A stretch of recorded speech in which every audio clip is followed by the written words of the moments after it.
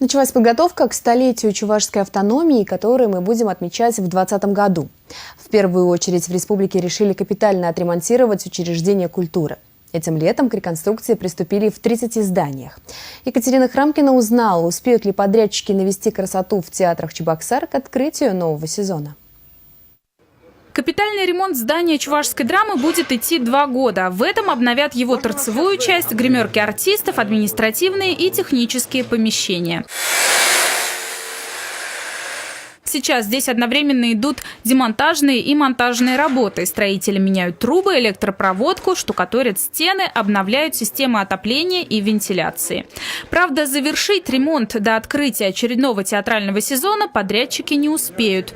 Тем не менее, это не должно сказаться на самой премьере. Сцену строители не трогают, так что спектакль в любом случае состоится. У нас 25 октября они должны закончить по контракту.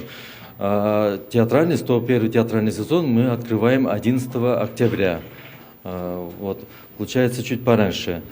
В связи с этим у нас мы для артистов временные гримуборные устроили в репетиционных залах. Пока там все удобства созданы, я думаю, никаких проблем не будет.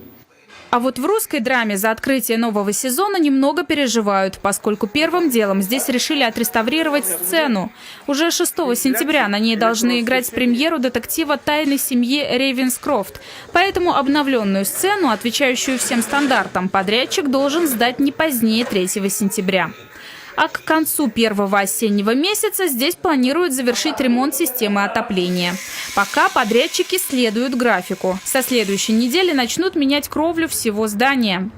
Там, обновление обрешеток, подремонтирование стропильной части и, соответственно, устройством обогрева кровельной части, чтобы не образовался у нас наледи сосулек.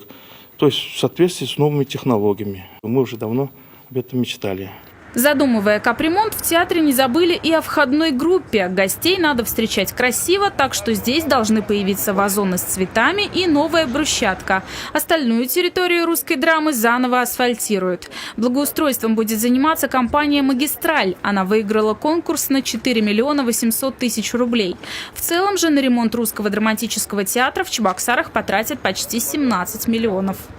До 2020 года в Чувашии должны будут капитально отремонтировать 56 объектов культуры и искусства. 12 из них чебоксарские, остальные находятся в районах республики.